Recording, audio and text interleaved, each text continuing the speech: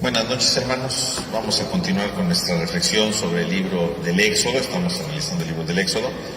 La vez pasada analizábamos, ¿verdad?, lo que son las plagas en Egipto, ¿verdad? Analizamos en general solamente qué era una plaga, ¿no? Qué entendían ellos por las plagas y cuál es el valor de las plagas dentro del libro del Éxodo, ¿no? Vamos ahora a empezar a analizar de manera general estas plagas, ¿verdad? Porque podríamos hacer una cosa enorme, ¿verdad? Pero vamos a tratar de tenerlo de manera general, ¿no? Entonces, en primer lugar tenemos una introducción a las plagas, ¿no?, que encontramos nosotros en el capítulo 7, versículo del 8 al 13, ¿no? Ya que se aparecieron con Moisés, ¿verdad? Ya que se aparecieron con el faraón, entonces les pide que saque al pueblo, dicen que no, y va a empezar entonces el problema, ¿no? Entonces en el versículo 8 comienza la introducción a las plagas, porque esto no es una plaga, no es la introducción, pero no, esta introducción es muy importante, porque esta introducción nos va a hablar justamente de cuál va a ser el sentido de esas plagas, ¿no? Y cuál es la meta final de las plagas, ¿no? ¿Cuál es la meta final de esas plagas? Dice así: Yahvé dijo a Moisés y a Aarón: cuando el faraón les pida algún prodigio, dirán a Aarón: toma tu cayado y tíralo delante del faraón, y se convertirá en serpiente. Se presentaron pues Moisés y Aarón ante el faraón, e hicieron lo que Yahvé había ordenado. Aarón tiró su cayado delante del faraón y de sus servidores, y se convirtió en una serpiente. A su vez el faraón llamó a sus sabios y hechiceros y los magos de Egipto, e hicieron lo mismo con sus encantamientos. Cada cual tiró su bastón y se convirtieron en serpiente, pero el cayado de Aarón devoró los otros cayados. Sin embargo, el corazón de Faraón se endureció y no les hizo caso, como había predicho Yahvé. Entonces ahí tenemos, ¿verdad?, la introducción a este relato de las plagas, ¿no? Y entonces comienza, ¿verdad?, diciendo cómo Moisés tira el cayado, ¿verdad?, y se convierte en serpiente. Esto es lo que habíamos nosotros visto justamente ya en el capítulo 4, ¿no? En el capítulo 4, ¿verdad?, ¿se acuerdan cuando hablábamos de las señales de Moisés, ¿no? Cuando Moisés pone pretexto, ¿no? ¿Y qué voy a hacer? ¿Cómo le voy a demostrar al pueblo de Israel que de verdad tú me mandaste, ¿no? Entonces dice: tira el cayado. Y le decía: no, tómalo por la cola. Y explicábamos todo eso, ¿no? Que implica el riesgo, ¿no?, de confiar en la palabra, ¿no?, aunque a veces puede ser peligroso. Y justamente ahora, delante del faraón, hace el mismo signo. Claro, ahora no lo va a agarrar por la cola, ¿no?, sino nada más lo va a tirar y se convierte en una serpiente, ¿no? Y por lo tanto quiere decir que entonces cuando Moisés hace esto, ¿qué está diciendo? Que está cumpliendo los signos que Dios le había pedido, ¿no?, que era aventar el cayado y que se convirtiera en serpiente, ¿no? Y entonces con esto, ¿qué está diciendo? En primer lugar, que Moisés es un enviado de Dios, porque el signo que Dios le había prometido en el capítulo 4 lo está cumpliendo en el capítulo 7, ¿no?, antes de las plagas. Por lo tanto, el que está hablando ahí delante del faraón es un enviado de Dios, no es cualquier hombre, no es cualquier improvisado, ¿no?, que dijera: pues voy a ver qué pasa. No, está hablando a nombre de Dios, está hablando en nombre de Dios, y por lo tanto significa que entonces este proceso de liberación viene de Dios. Se aventó el cayado y se convirtió en serpiente, como había pasado en el capítulo 4, Moisés es un enviado de Dios, ¿no?, y Dios está con él, es lo que está anticipando, primero que nada. Sin embargo, ocurre una cosa muy curiosa: se convierte en serpiente, y uno dirá: qué increíble, ¿verdad? Un cayado que se convierte en serpiente, pues sería así como para sorprenderse y decir: no, este es un enviado de Dios. Pero no, dice: se presentaron, ¿verdad?, después de esto, ¿verdad?, cuando se convierte en serpiente, unos sabios y hechiceros, y también ellos, los sabios de Egipto, que hicieron sus encantamientos con las mismas cosas. Entonces, por un lado Moisés echa su vara, ¿verdad?, y entonces aparecen ahí unos hechiceros, unos sabios, ¿verdad?, del Egipto, y también curiosamente ellos avientan, ¿verdad?, sus varas y se convierten también en serpientes. Entonces, obviamente, este signo de Moisés pues no convence al faraón. De entrada no convence al faraón. ¿Por qué? Pues porque en ese momento, ¿verdad?, se supone que si yo veo que la vara se convierte en una serpiente, bueno, entonces quiere decir que este sí viene de Dios, ¿no? Significa que este sí viene de parte de Dios. Pero como manda a traer a sus magos y estos también echan sus varas y se convierten como en serpientes, ¿qué ocurre? Pues ocurre en ese momento que son iguales, como diciendo, mira, pues tú haces esto y mis magos de aquí también hicieron lo mismo, ¿no? Entonces, pues, ¿qué es lo extraordinario, no? ¿Qué es lo extraordinario? Y entonces, ¿qué da a entender con esto? En primer lugar, aparecen estos magos aquí, ¿no? Los magos, pues se refieren, ¿verdad?, no a gente que haga magia, cosas por el estilo. Los magos se refieren a gente sabia del Egipto, que tiene ciertas artes secretas, ¿no? Convertir un bastón en ¿cómo se llama?, en serpiente, pues no es fácil, ¿no? Significa que tienen ciertas artes secretas. Pero hay una diferencia. ¿Cuál es la diferencia entre Moisés y estos magos de Egipto? ¿Cuál es la diferencia? Pues la fuente del poder. Porque a primera vista, por eso el faraón no se convierte, ¿no? Porque a primera vista dicen, Moisés lo convirtió en serpiente y ellos se convirtieron en serpiente. Es lo mismo, ¿no? Es el mismo poder, sí, pero no es lo mismo. Porque la fuente de poder de esos magos, pues son sus artes mágicas, sus artes secretas, ¿no? Pero son cosas humanas. Pero si Moisés convirtió una vara en serpiente, no es porque Moisés sepa artes oscuras o artes secretas, ¿no? ¿Por qué lo puede convertir en una serpiente? Lo puede convertir en una serpiente por una sencilla razón. Lo puede convertir en serpiente porque tiene el poder de Dios.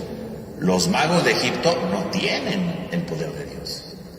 Los magos de Egipto no tienen la fuerza de Dios. En cambio, los magos, ¿verdad? En cambio, Moisés sí tiene el poder de Dios. Y justamente, ¿verdad?, vamos a ver que estos magos van a aparecer al principio de las plagas y van a empezar a imitar lo mismo que Moisés. Pero en la tercera plaga ya no van a poder. Porque finalmente los magos sí tendrán ciertas artes oscuras, misteriosas, secretas, pero como no viene de Dios, en algún momento se van a topar con sus límites.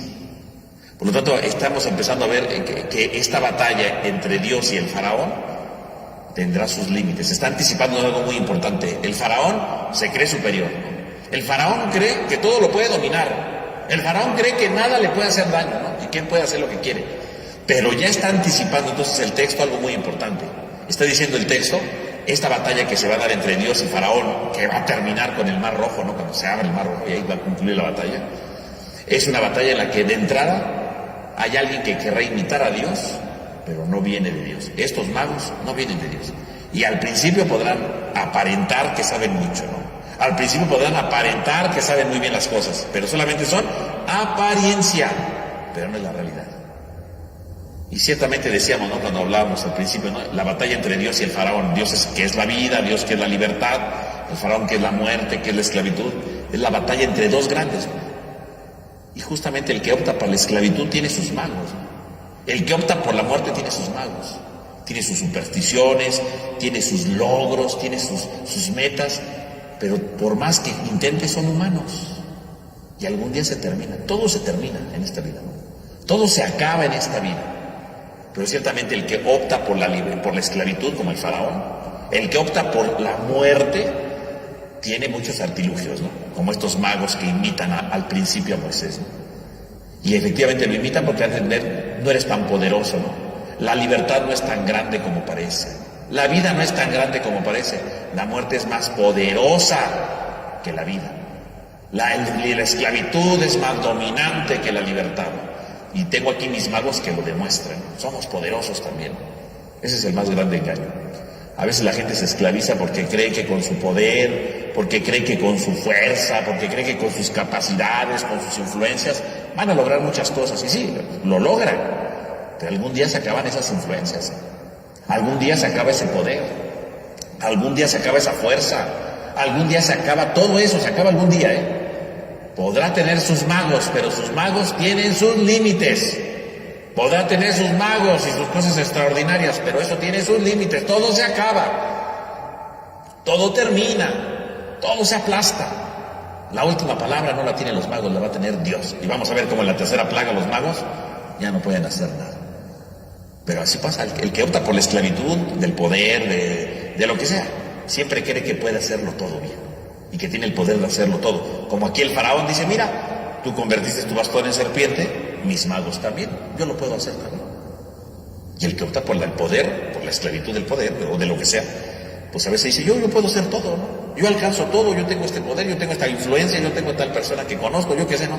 Y empezamos a sentirnos como superiores, ¿no? Empezamos a sentirnos con fuerza, empezamos a sentirnos inalcanzables. Ojo, no es así la cosa. Hay que estar atentos. Pero también este texto nos enseña algo más, porque dice que avientan, ¿verdad?, sus varas, se convierten en serpientes, pero dice, el cayado de Aarón se devoró las otras serpientes. ¿Qué significa esto? ¿Por qué las otras son serpientes y la serpiente, ¿verdad?, que es la del cayado de Aarón, que es la de Dios, se devora las otras? ¿Qué significa eso? Esto pues trae como un reflejo, ¿verdad?, de mitologías antiguas, ¿no? de mitologías de esos tiempos, no hay que entenderlo, ¿no? Se suponía que en las mitologías antiguas hubo una lucha, ¿verdad?, contra una serie de monstruos, ¿verdad?, para poder crear el mundo. Entonces, por ejemplo, en los relatos de Babilonia, en las mitologías de Babilonia, existe una lucha, ¿verdad?, de un dios que vence, ¿verdad?, un dragón, ¿verdad?, y que lo destruye, y con eso crea todo, ¿no? Entonces, podemos ver que en las mitologías antiguas hay una lucha contra el monstruo, y cómo el monstruo es destruido. Y de esa destrucción de un monstruo surge una creación. ¿Qué está pasando en esta batalla, en este combate? Los monstruos de Egipto, ¿verdad?, las serpientes que ahí se transformaron. Viene Dios y se las come, las destruye. Y así como en las antiguas mitologías, después de destruir al monstruo, ¿no?, enemigo, viene la creación.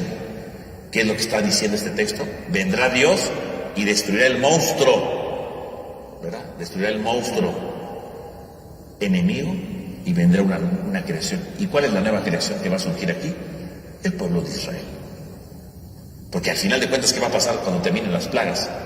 Al final de cuentas, las plagas van a hacer ¿cómo se llama?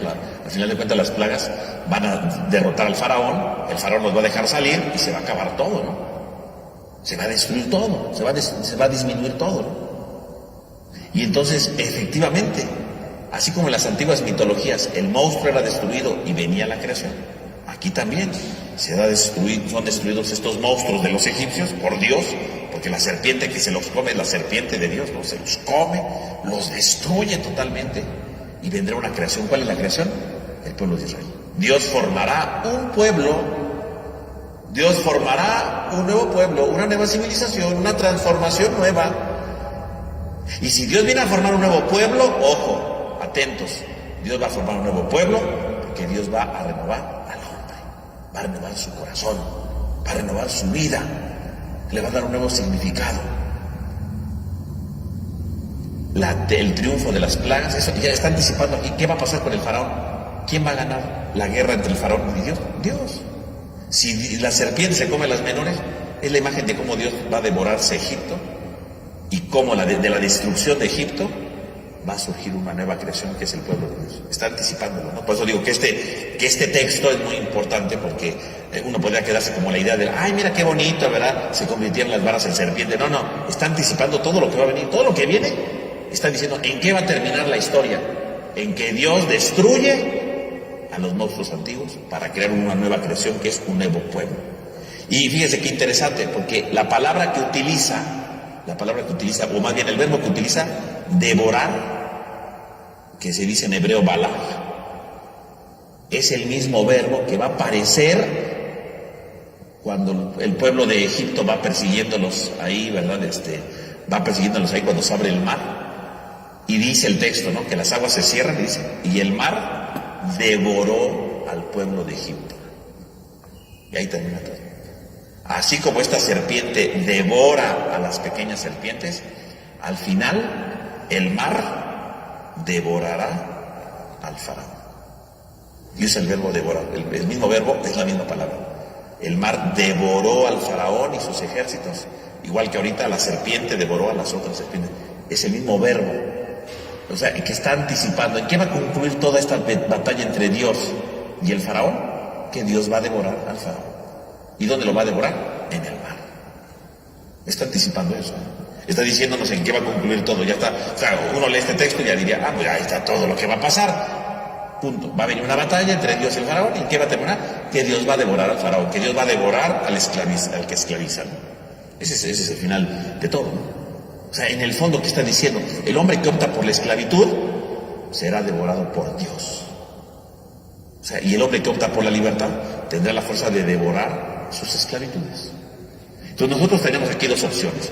O bien optamos por Dios para devorar nuestras esclavitudes, es decir, para dominarlas, o bien optamos por el faraón, optamos por nuestras esclavitudes, pero algún día vamos a ser devorados, vamos a ser destruidos. Las esclavitudes destruyen, ¿no? Lo hemos dicho varias veces aquí en este curso, ¿no? Las esclavitudes pueden ser las drogas es una esclavitud, por poner un ejemplo, ¿no? La droga es una esclavitud que te devora, ¿no? Al final vas a terminar devorado, ¿no? Ya sea porque merma, destruye tu salud, pero también las drogas destruyen tu familia. O sea, es una esclavitud que te destruye. Es lo que está diciendo. Las serpientes de los magos fueron destruidas, se las tragó la serpiente del faraón, de Dios. En estas palabras que está diciendo, el que opta por la esclavitud termina devorado, destruido por sí mismo. Porque es una serpiente que se come a otra, ¿no? El mar que se traga al faraón. Así termina todo.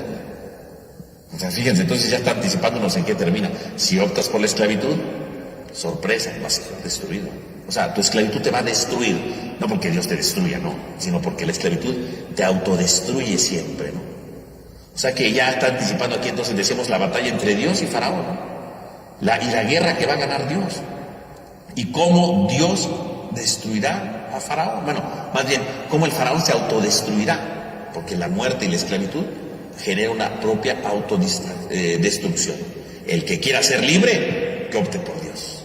Punto. Y entonces, ante esto, ¿verdad? Entonces van a empezar las plagas. Entonces veamos la primera plaga, ¿no? Es cuando el agua se convierte en sangre, ¿no? Que está en el libro del Éxodo, en el capítulo 7, versículo del 14 al 25, ¿no? Entonces lo vamos a leer. Dice, Yahvé dijo a Moisés, el corazón de Faraón se ha obstinado y se niega a dejar salir al pueblo. Preséntate ante el Faraón por la mañana cuando vaya hacia el río. Espéralo en la orilla del río llevando en tu mano el callado que se convirtió en serpiente, ¿no? Y además, por un lado es el callado que se convirtió en serpiente porque es el callado de la prueba, pero también del pastor, porque recordemos que todo esto que Moisés está haciendo es la lucha así entre Dios y Faraón, pero Moisés es el pastor que va a guiar al pueblo, ¿no? Entonces llévate el callado y le dirás, Yahvé, el Dios de los hebreos, me ha enviado a ti para decirte, deja partir a mi pueblo para que me den culto en el desierto, pero hasta ahora no has hecho caso. Así dice Yahvé, en esto conocerás que yo soy Yahvé, con el callado que tengo en la mano golpearé las aguas del río y se convertirán en sangre. Los peces del río morirán, el río quedará apestado y los egipcios no tendrán que beber agua en este río. Yahvé le dijo a Moisés, dile a Aarón, toma tu callado, extiende tu mano sobre las aguas de Egipto y sobre sus canales, sus ríos, sus lagunas y sobre todas las cisternas, y se convertirán en sangre y habrá sangre en todo el país de Egipto, en los recipientes de madera y en los de piedra. Moisés y Aarón hicieron todo lo que Yahvé había mandado, alzó el callado y golpeó las aguas que hay en el río en presencia del faraón y de sus servidores, y todas las aguas del río se convirtieron en sangre. Los peces del río murieron, el río quedó apestado y los egipcios no podían beber agua del río. Hubo sangre en todo el país de Egipto, pero los magos de Egipto hicieron lo mismo con sus encantamientos y el corazón de Faraón se obstinó y no les hizo caso, tal y como lo había dicho Yahvé. El Faraón se volvió y entró a su casa sin prestar atención a lo sucedido. Todos los egipcios tuvieron que cavar en los alrededores del río para buscar agua porque no había que beber aguas del río. Y así pasaron 7 días desde que Yahvé golpeó el río. Entonces ahí tenemos la primera plaga, ¿no? El agua que se convierte del río Nilo, ¿no? Que se convierte en sangre. Bueno, habíamos dicho que, bueno, esto algunos han sacado alguna explicación científica, ¿no? Que es un fenómeno natural, ¿no? Donde no es que el agua se convierta en sangre, ¿no? Más bien se dice que anualmente, ¿verdad?, se va deslavando un poco la tierra, ¿no? Y entonces el agua se ve como de color rojizo por la tierra que se deslava, ¿no? Y entonces da una imagen como si el agua tuviera sangre.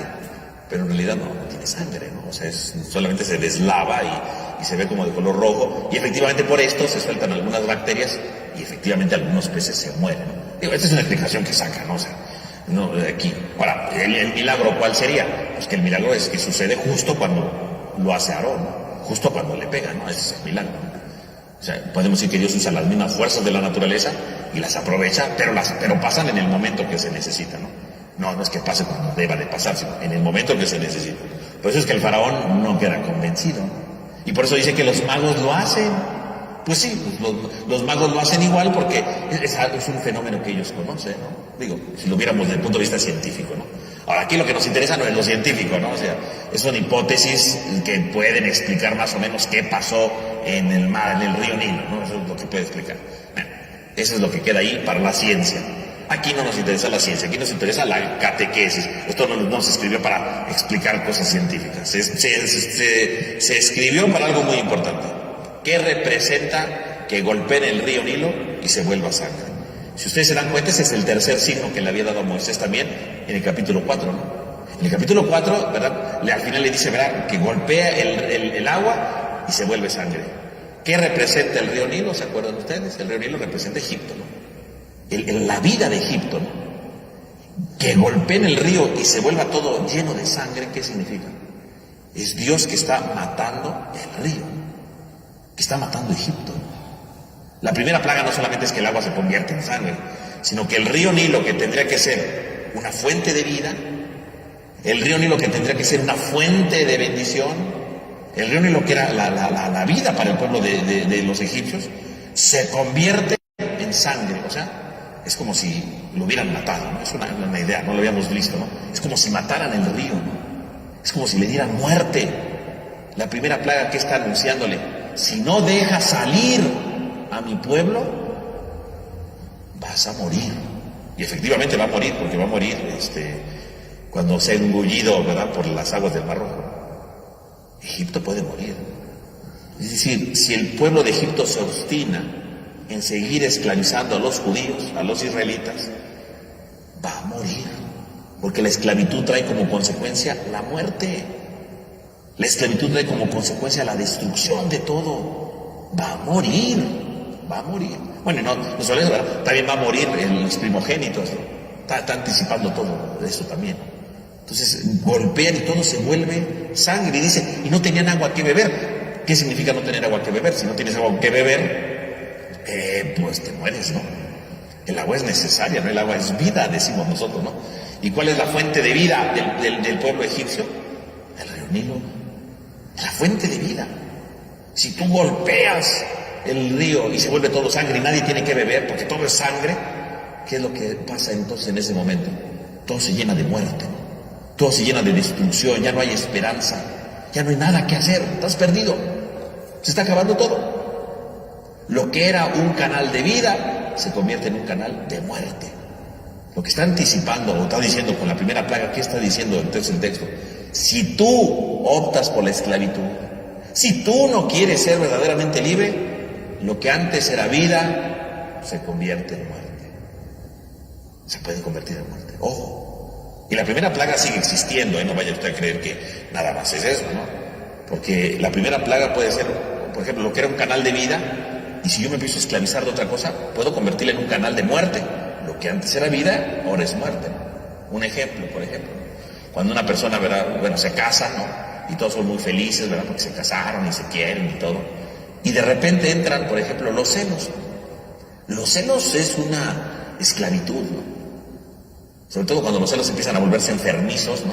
¿A dónde fuiste? ¿Qué estabas haciendo? Y dime aquí. Y se convierte en una esclavitud tremenda, ¿no?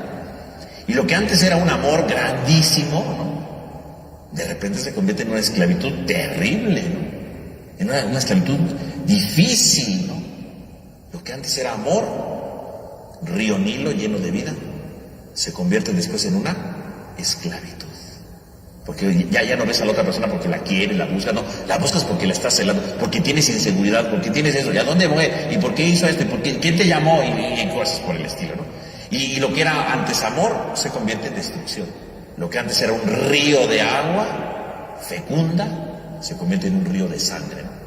Porque se está desangrando el amor que existía antes. Se está desangrando el amor que se vivía en otro tiempo. Los celos destruyeron, la esclavitud de los celos destruyeron el canal de la vida. Destruyeron la oportunidad de una vida. Destruyeron la oportunidad de la fecundidad. La primera plaga entonces está avisando algo muy importante. Cuando tú te esclavizas, tú puedes hacer que lo que antes era vida, ahora se vuelva muerte. Y lo que antes era amor, se puede volver esclavitud destructiva. O sea, digo, le pongo aquí el ejemplo de los celos, ¿no? Como los celos pueden destruir algo, ¿no? Y aplica lo que sea, ¿Qué es lo que a usted le da vida en su existencia, ¿no? En su visión de la vida. Si usted no lo ubica bien, lo puede destruir, ¿no? Y algo que a usted le gustaba mucho antes y lo disfrutaba, si usted se esclaviza de otra realidad, pues eso que le daba vida antes, lo destruye, ¿no? Lo destruye. Es que a mí me gusta, ¿verdad?, ayudar a hacer esto y de repente uno lo ve, ay, me están obligando, ay, estoy de malas, ya se volvió esclavitud. Y ese canal de vida se puede volver en un canal de muerte, de destrucción, ¿no? El Nilo que se convierte en sangre, la destrucción total. Es el anticipo de cómo el faraón va a morir, ¿no? Y cómo va a morir Egipto. Digo, bíblicamente hablando, ¿no? Históricamente es otra cosa, ¿no? Pero bíblicamente hablando es eso. Y nos lo está diciendo a nosotros. Tu río Nilo se puede convertir en muerte. Ojo. Vean cómo entonces esta primera plaga ya está hablando entonces de esto. Dios peleando con el faraón. ¿Y el faraón qué hace cuando ve todo eso? Nada. No le importa. Porque como sus magos también convirtieron el agua en sangre, dice que se dio la media vuelta y ni le hizo caso a nada, ¿no? Aunque el pueblo sufre de sed, ¿no? Pero a él no le interesa que sufra de sed, ¿no? O sea, él se va y no le interesa en absoluto lo que pasa, porque los magos lo hicieron. Entonces no pasa nada, eso no es nada de extraordinario. Pero tu pueblo se está muriendo de sed, no importa, los magos lo hicieron, no pasa nada, ¿no? ¿Y cuánto dura la plaga? Dice, duró 7 días, o sea, la totalidad. El número 7, recordemos que es la totalidad, ¿no? O sea, la plaga fue total, ¿no? No fue una cosa de un día, de unos minutos, no, fue total. Una destrucción total.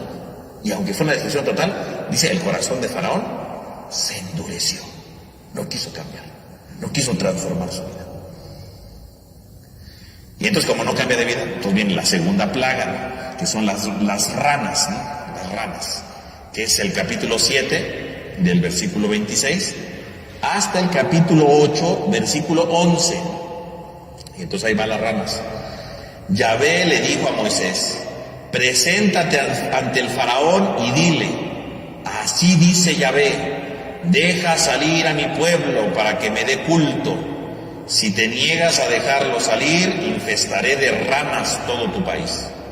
El río bullirá de ranas, saltarán y entrarán en tu casa, en tu dormitorio y en tu lecho, en las casas de tus servidores, en tu pueblo, en tus hornos y en tus artesas.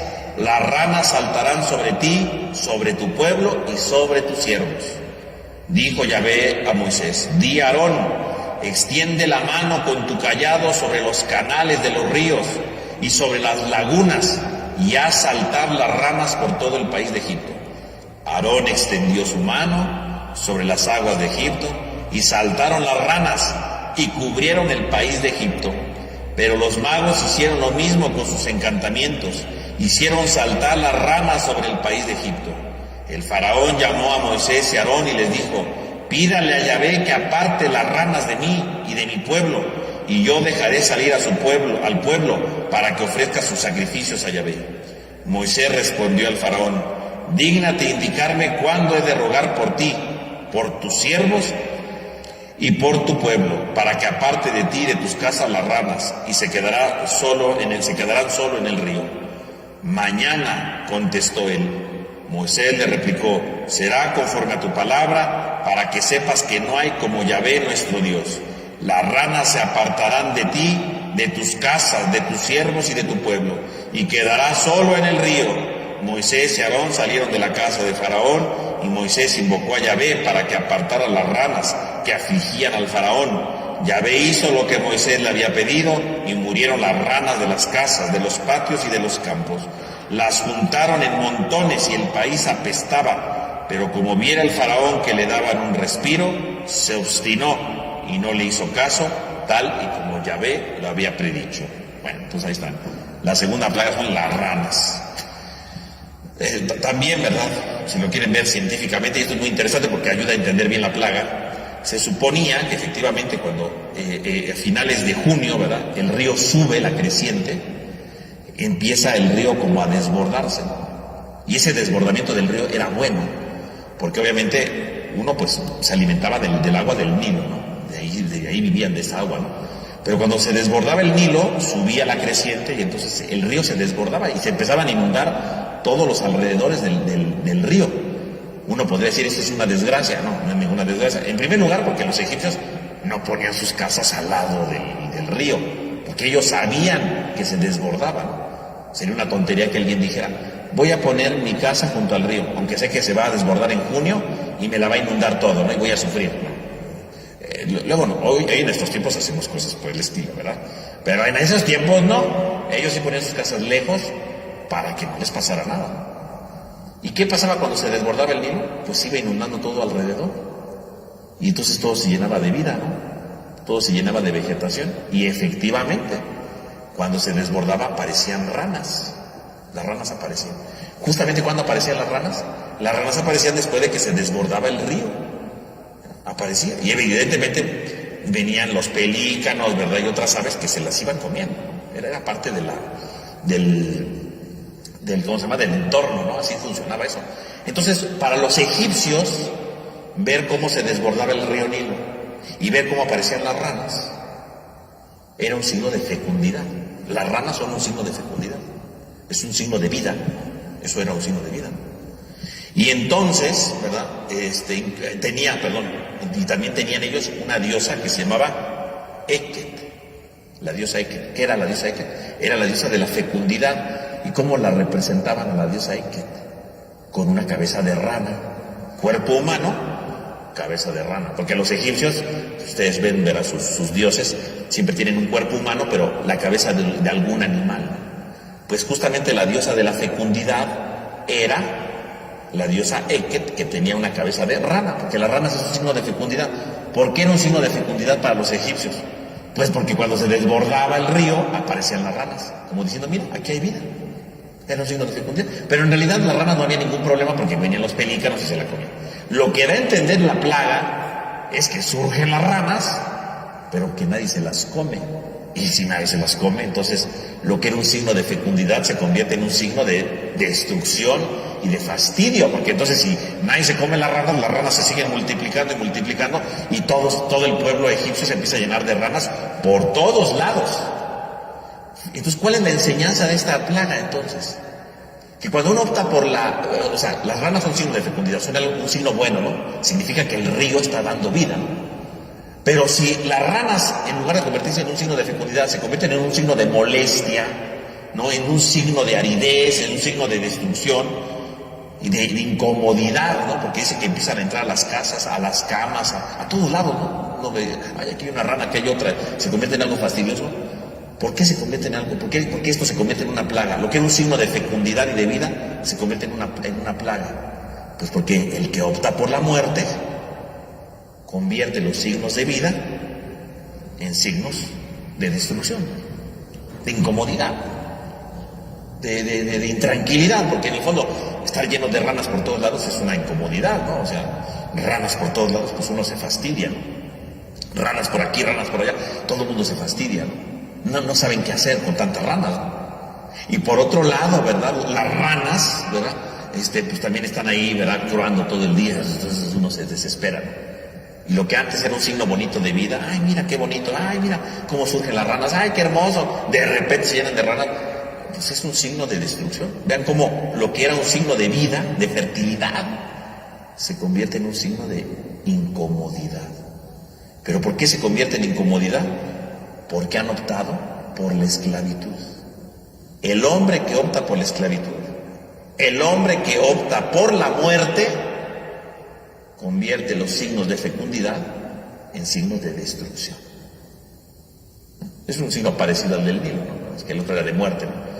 Pero a veces tenemos muchos signos en nuestra vida que nos podemos ir convirtiendo en lo que era algo bonito se convierte en algo feo.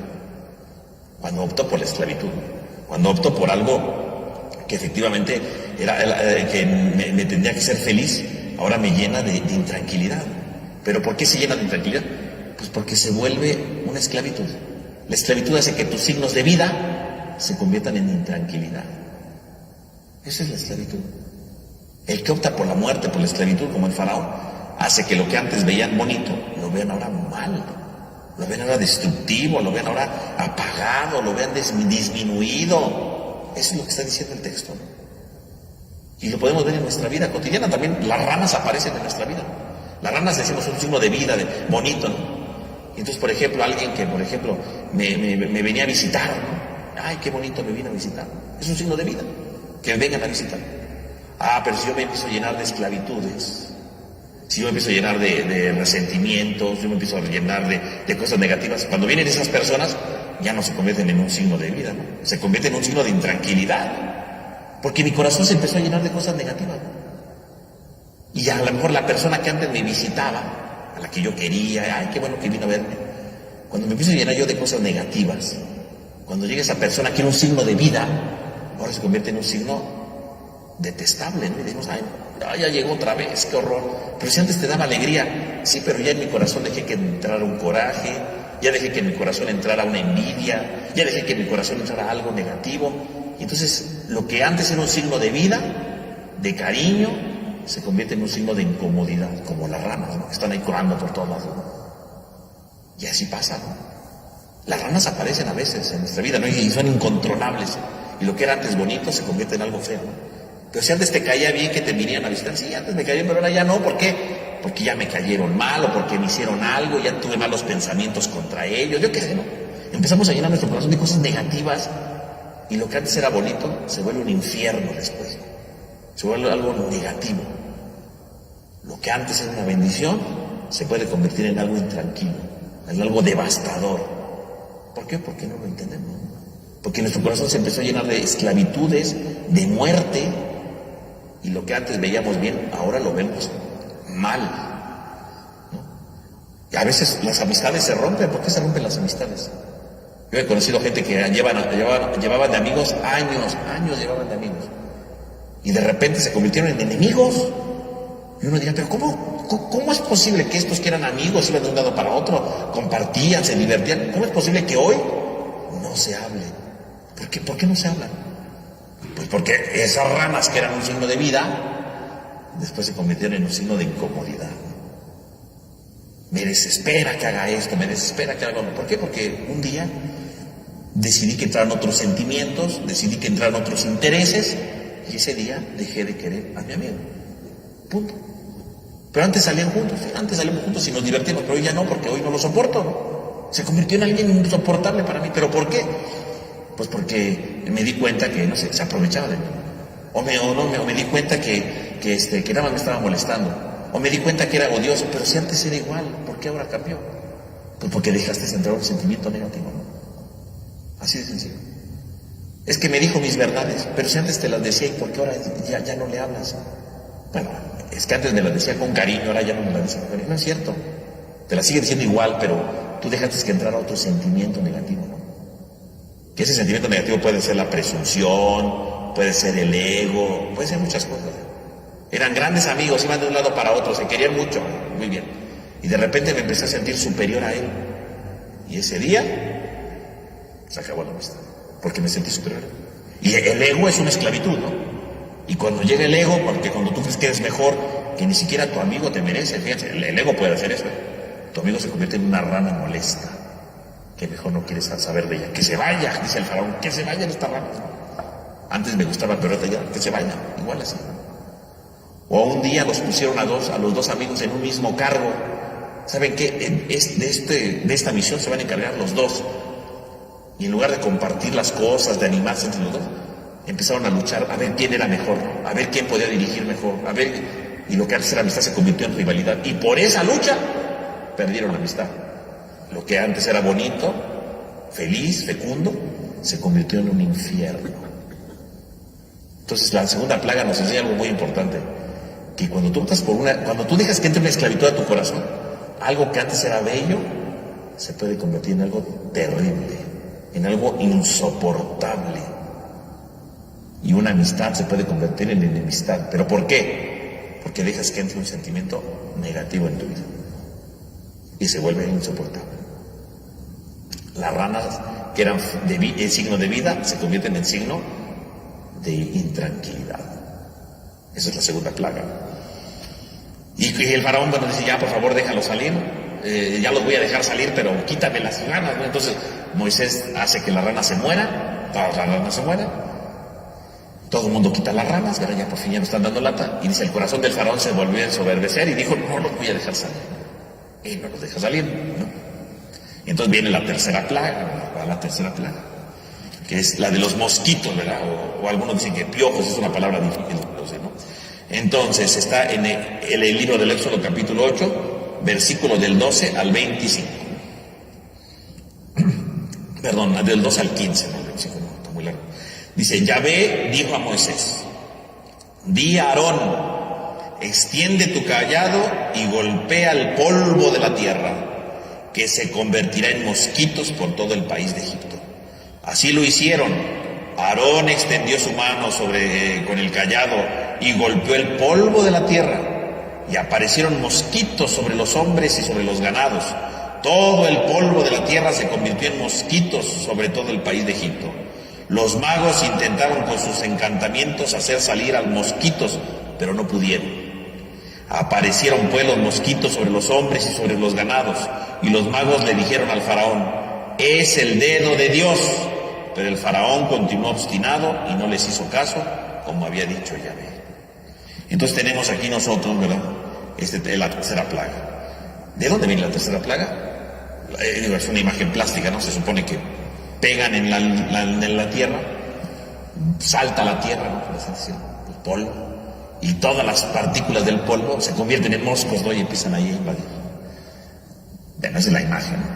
Ahora, ¿qué es lo que está pegando con el bastón, con el cayado? El polvo de la tierra. Dice, ¿no? Polvo de la tierra. Y si recordamos nosotros, ¿en dónde aparece la misma expresión, ¿no? El polvo de la tierra, ¿en dónde aparece?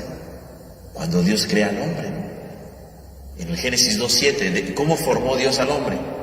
Dice, agarró Dios y formándolo del polvo de la tierra e insuflando en sus narices, apareció el ser viviente, ¿no? Polvo de la tierra.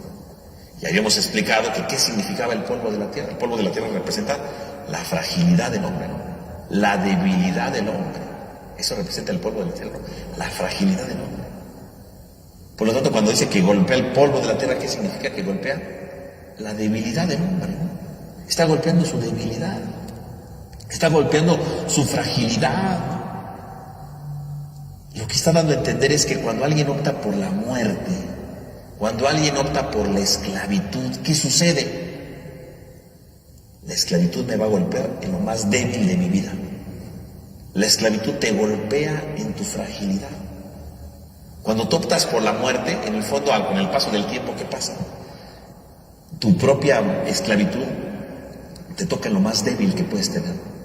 Y entonces surge aquí la plaga de los moscos, ¿no? O sea, ¿de dónde viene la plaga? La plaga viene de que eres golpeado en tu fragilidad, en tu debilidad. Te hace vulnerable, vamos a decirlo así. El que opta por una esclavitud, pues, con el paso del tiempo se hace vulnerable. Lo que decíamos hace rato, el que opta por las drogas, pues al rato lo único que sale de un drogadicto, ¿qué es? Digo, sin atacar a los drogadictos, pero ¿qué sale de un drogadicto? Pues su polvo, su fragilidad.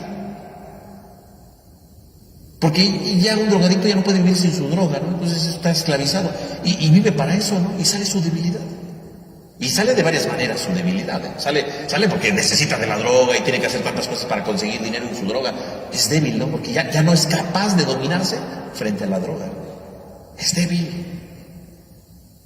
Lo golpearon en el polvo, ¿no? Y surge una plaga que marca su debilidad. ¿Y qué hace un mosquito si lo pensamos bien? Un mosquito chupa la sangre, ¿no? La sangre es la vida del hombre, ¿no? Si me chupa la sangre significa que es alguien que me está quitando la vida, ¿no? Cuando una plaga, cuando una esclavitud me golpea en mi polvo, ¿qué significa? Que vas perdiendo tu vida. Un drogadicto va perdiendo su vida. Se le escapa la vida entre las manos, ¿no? Poco a poco, ¿verdad?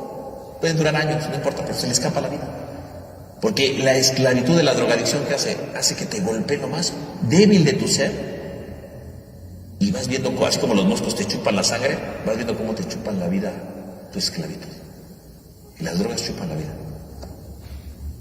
Te destruyen poco a poco, gradualmente, sin que te des cuenta. Y cuando menos te das cuenta, eres polvo. Eres frágil, ya no puedes vivir sin la droga, no es bien difícil. Hay gente que obviamente se pone, ¿verdad? Y le ayudan y bueno, puede salir de su esclavitud, claro. Pero finalmente es eso. Pero bueno, dejemos la droga porque van a decir, bueno, yo no soy drogadicto. No. Pero veamos otra esclavitud. Otra esclavitud puede ser el rencor. El rencor, cuando menos lo imagines, te va a golpear en tu polvo, te va a golpear en la más frágil de tu vida. Y el rencor es como los moscos, te va chupando la vida. Sí, al principio tienes rencor y coraje, esta persona me hizo esta. Pero cuando llevas ya varias semanas, varios meses, varios años con el mismo rencor, ese rencor te desgasta en la vida. Y uno dice, no, pues es que ha cambiado, ya está más amargado, ya está más inconforme. ¿Por qué se amarga alguien si es rencoroso? Pues se amarga porque el rencor chupa la vida, te saca tu debilidad. Eres un hombre débil, no eres capaz de vencer tu rencor. ¿Por qué no vences tu rencor? Pues porque eres débil, te pegó en el polvo de la tierra, en tu propia fragilidad, en tu propia pequeñez, te pegó en lo más profundo de tu debilidad. Y inmediatamente que te golpeó en tu debilidad, surgieron los moscos que te quitan poco a poco la vida. La esclavitud quita la vida. Cualquiera que sea, ¿no? Aquí digo las drogas o puede ser el rencor. Pues, piense usted cuál es su esclavitud y yo le aseguro que esa esclavitud le quita su vida. Le quita su vida porque deja de prestar atención a otras cosas más importantes. Le quita la vida porque efectivamente va disminuyendo su carácter. Le quita la vida porque no le deja ser feliz totalmente. Le quita la vida porque anda al pendiente de cosas que ni le importan, pero le presta más atención a eso que a otras cosas. Le quita la vida y lo hace débil, polvo de la tierra. Polvo de la tierra, porque ya no puedo vencer eso. Porque ya no lo puedo cambiar. Porque ya me acostumbré a vivir ahí. Y ya me acostumbré a ser polvo. Me pegó en el polvo y salieron los moscos, ¿no? Y aparecen los magos, ¿no? Aquí, importante porque aquí es la última vez que aparecen los magos. Y dice que quieren también ellos aparecer, ¿verdad? Los moscos, pero ya no pueden. Se topan con su debilidad. Qué curioso que la plaga que ya no pueden reproducir, ¿cuál es? La del polvo. Porque en el fondo, ¿qué está diciendo? Los magos son polvo, son frágiles, son limitados. Y tan limitados son que ellos ya no pueden aparecer mosquitos. Ellos ya no pueden. Los magos han topado con pared y a partir de ahora ya no van a poder hacer nada. Su fuerza, su poder, por así decirlo, era humano. En cambio el de Moisés es divino. Y como el de Moisés es divino, Moisés sí puede vencer totalmente las plagas. Perdón, sí puede producir las plagas. Los magos no, porque los magos son humanos. Porque los magos no tienen la capacidad, ¿verdad?, de hacer más cosas. Son limitados. Esos son humanos. Se termina todo. Vean cómo se disminuye totalmente la experiencia de Dios en su vida. Ahí está. Son golpeados en lo más profundo de su ser. Y entonces viene la cuarta plaga, ¿no?, para terminar, ¿no?, que es la plaga de los tábanos, ¿no?, que es el capítulo 8, del 16 al 28. Dice: Yahvé le dijo a Moisés, levántate pronto mañana y preséntate ante el faraón para que vayas al río y dile, así dice Yahvé, deja salir a mi pueblo para que me dé culto. Si no dejas salir a mi pueblo, enviaré tábanos contra ti, contra tus siervos, tu pueblo y tus casas. Las casas de los egipcios y las tierras donde habitan se llenarán de tábanos. Pero exceptuaré ese día la región de Gosén, donde habita mi pueblo, para que no haya allí tábanos, a fin de que sepas que yo soy Yahvé en medio del país. Haré distinción entre mi pueblo y el tuyo. Esto sucederá mañana. Así lo hizo Yahvé, y un enjambre enorme de tábanos vino sobre la casa del faraón y las casas de sus siervos, y sobre el país de Egipto, y los tábanos devastaban todo el país. Entonces llamó el faraón a Moisés y a Aarón y le dijo, vayan, ofrezcan sacrificios a su Dios en este país.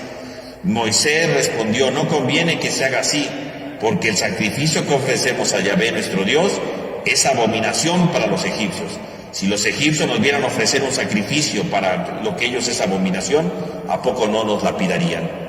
Iremos 3 días de camino por el desierto, y allí ofreceremos sacrificios a Yahvé nuestro Dios, como nos lo ha ordenado. Contestó el faraón: yo los dejaré partir para que ofrezcan en el desierto sacrificios a Yahvé su Dios, con tal de que se vayan demasiado lejos. Rueguen por mí. Moisés le respondió: en cuanto yo salga de aquí, rogaré a Yahvé, y mañana los tábanos se alejarán de Faraón, de sus siervos y de su pueblo. Pero que el faraón deje una vez de engañarnos, impidiendo salir a su pueblo para ofrecer los sacrificios a Yahvé. Salió pues Moisés de la presencia de faraón y rogó a Yahvé. Yahvé hizo lo que Moisés pedía y alejó los tábanos del faraón, de sus siervos, de su pueblo, y no quedó ni uno. Pero también esta vez se obcecó el faraón y no dejó salir a su pueblo. Entonces ahora aparecen unos tábanos. ¿Qué son los tábanos? Los tábanos son moscas, pero grandes, más grandes de lo habitual, ¿no? Son una especie de una plaga de aquel tiempo, ¿no? Y se les denominaba a estos tábanos como moscas de la muerte, ¿no?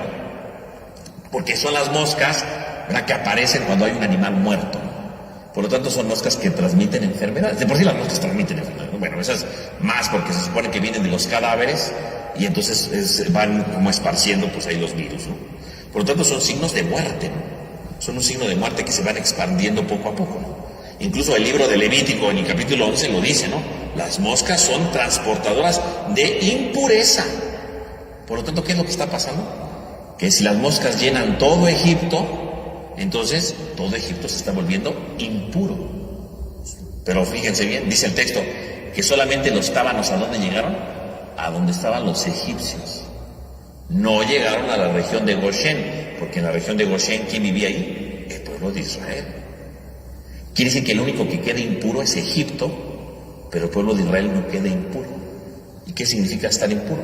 Estar impuro significa estar lejos de Dios. Por lo tanto, la cuarta plaga, ¿de qué nos habla? De cómo estos tábanos llenan de impureza a Egipto, pero no al pueblo de Israel. Porque el pueblo de Israel está del lado de Dios. Y el que está del lado de Dios está junto con Dios, no puede ser impuro. En cambio, los egipcios que han optado por la esclavitud, los egipcios que han optado por la muerte, ellos se vuelven impuros porque se alejan de Dios.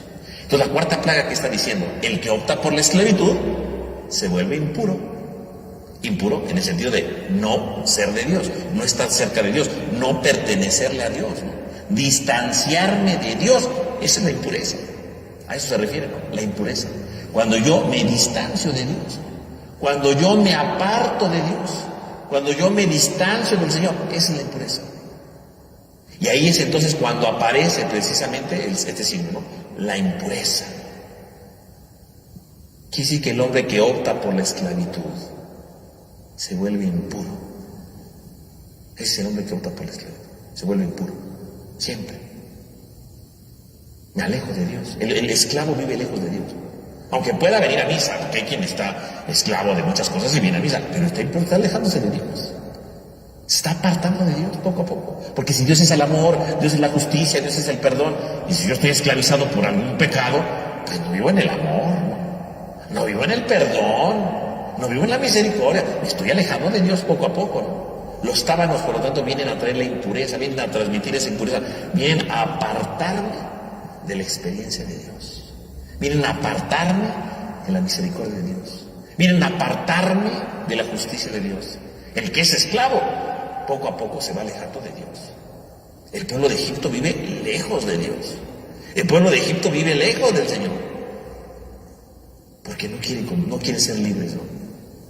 Y entonces al faraón que le dice, ándale, está bien, ya hagan sacrificios a Dios, pero háganlos aquí en Egipto. Y dice Moisés, no podemos. ¿Por qué? Porque ¿qué ofrecían los israelitas de sacrificio? ¿Qué ofrecían? Ofrecían corderos. Y un cordero era un animal sagrado para los egipcios. Si veían que mataban un cordero, pues les iban a linchar, ¿verdad? Porque era un animal sagrado, no pueden matarlo. Por eso dice, tenemos que salir 3 días y allá en el desierto lo matamos y luego según regresamos, ¿no? Entonces Faraón dice, bueno, está bien ya, pero que se acaben las moscas, ya no queremos ser impuros, ¿no? Ya, que se vayan.